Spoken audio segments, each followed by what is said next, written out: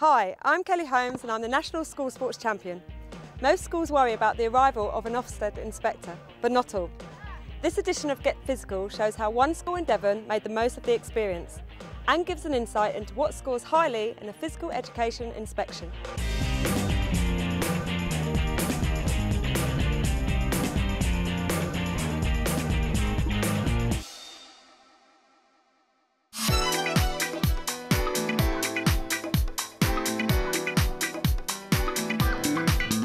In the summer of 2005, Upcombe Secondary School in Devon was part of a pilot programme for Ofsted subject inspection in PE. Using the new self-assessment findings, the school came out well with an overall grading of good with outstanding features. Get Physical went back to film the sorts of things which impressed the inspectors so much, like the quality of leadership. When I spoke to the head and the head of subject, my initial impression was these were people who were really committed to the subject, appreciated the value of the subject, and were passionate about what it could offer young people. And I was impressed with what the school was trying to achieve for these youngsters, on a shoestring really, because the facilities were very mediocre. The school has to make do with a dilapidated sports hall while the new one is built, and it has a limited number of courts for tennis and other outdoor games activities. But Carol felt that the school was doing well despite this.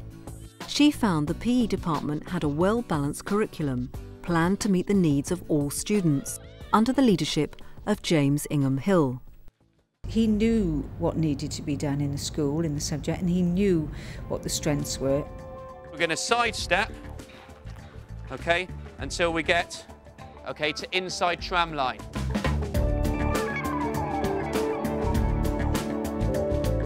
Carol was specifically looking for inclusive teaching for all abilities and progression for everyone in line with the national curriculum. James's Year 8 boys tennis class illustrates a lot of the points Carol liked at the time of the inspection. Well, when we're looking at teaching and learning, there are a series of characteristics for a good lesson, and you know, as part of the secondary strategy, people are looking at whether the lesson has clear learning objectives or clear learning outcomes. The main purpose of this lesson is that we're going to continue to develop ground strokes. Okay, we're going to develop the consistency of the ground stroke, and then we're also going to look at increasing the depth of our ground stroke. I'm not looking at what the teacher's doing, but I'm looking at the reactions of the pupils. And it's the impact of the teaching, the impact of the task, the resources that are being used, the lesson objective that's been set, and the pupils' responses, which are most important. As the ball comes to you, I want you to be sideways on, a short take back, okay? A short follow through and back to ready, okay? So it's that interaction with what the teachers set for the lesson, how the pupils respond, and then much more importantly, how the teacher responds to the pupils' responses. What was good, Luke, okay, was that you were being consistent, your shots were going over, okay, but I think he's right in that you need just preparation, take the racket back a little bit earlier. The good lesson is when youngsters make good progress. So do they understand a little bit more now?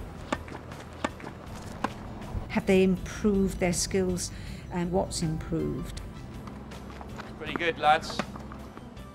And that's the bit that really makes a lesson, you know, allows a lesson to be judged good. Part of the inspection process is talking to students to find out if they are listened to. They were very articulate, they were very passionate about what they were benefiting from in physical education, what the school was trying to do for them. The lessons are really good because there's normally a learning objective, and so that's always good to know what we're going to do, and then at the end to see if we've achieved it. But they were also very passionate about how they thought it could be improved, and they were not afraid to say that. If you're in like mixed ability, sometimes you get the higher ability people who kind of go off and get on with it, and then the lower ability maybe don't sort of get as much input. And when children talk like that, it means that they're comfortable in their environment, and these children were clearly comfortable. They felt safe, they enjoyed PE, they felt they were achieving PE. If sirs just kind of said what level we were at, last lesson for tennis, if you're a level sort of 4 high to 5, to reach the 5 highs or 6, you've just got to improve your consistency. James was surprisingly unfazed by Carol's inspection. When the original documentation came in from Ofsted, I was apprehensive, but I think that's a natural reaction. However, having been through 2 Ofsteds previously, although it be it as a standard scale teacher, I'd had very positive experiences of the Ofsted framework. At all times during the process, I was given opportunity to justify her decisions that she was making about each of the areas within the report. So I felt that the whole process was a fair process, and we had good working professional dialogue over the 2 days. So I felt that the whole experience, the whole inspection was very fair. I think we are a good school. I do think we have outstanding features. It's where we go now to make sure that we're outstanding in all areas. Carol also looked for differentiation and peer assessment. Classes like Carla Dunnett's Year 9 Girls Rounders lesson illustrate what Carol liked at the time of the inspection. So one's on the inside, you are doing the stretching and making sure your partner is doing the stretches correctly on the outside, and then the ones on the outside are telling your partner how your body has changed. Okay, off you go. What impressed me was the way that the teachers were trying to cater for all youngsters by working in different pupil groups. You know, they were putting beginners together and different ability groups together. And so youngsters, you know, the spread of ability was not too wide, and teachers were genuinely trying to adapt their teaching to meet the needs of all youngsters. Okay, a bit bigger. You're going to start with a bigger ball, all right? So all you're looking to do is get yourself in a nice position sideways on with your bat up. If you come a bit closer to start with, so you're not going to take a massive swing at it, you're just purely looking to make a connection with it, okay? That's fine. There were lessons which were well balanced in terms of the teacher's input and the pupils taking responsibility for their own learning, being involved in tasks for observation and evaluation. So your job is to purely watch her technique. So are you happy with the way she's standing to start with? Arms should be out a bit straighter. What about? And the angle of the back should be...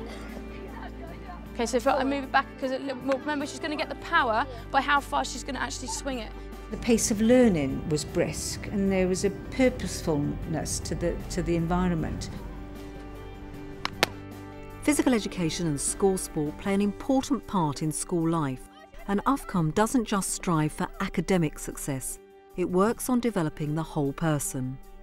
That we don't think we're an exam factory, we want to be far more than that, and that success and achievement and attainment has to be in a much broader range of areas than that. I think the school has over the years established a reputation for, yes, getting children good examination results, but also providing plenty of opportunities for outdoor pursuits, you know, the climbing, the caving, canoeing, whatever it might be. Carol was also impressed by innovative warm-up techniques. She observed that staff had devised a modified netball game which was used as a warm-up in an athletics lesson, with a focus on different passes.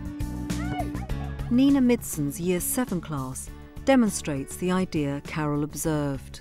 It was all those little bits and how the teacher makes it an exciting, varied, surprising sometimes learning environment which motivated and switched these youngsters on.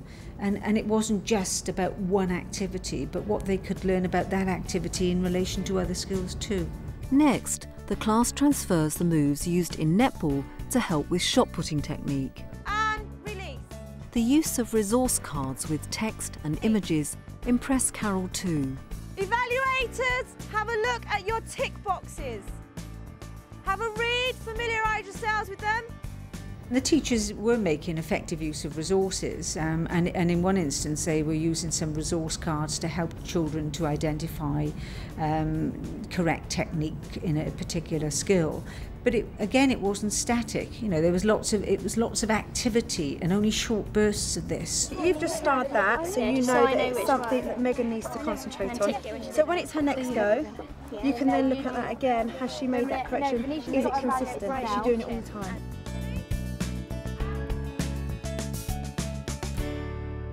The Ofsted grades are inadequate, satisfactory, good and outstanding. Lads, that was excellent doubles play. Carol applied a clear set of criteria to judge a selection of lessons and arrived at a good judgment on Ofcom. I very quickly built up a picture that what I was seeing was actually good quality provision.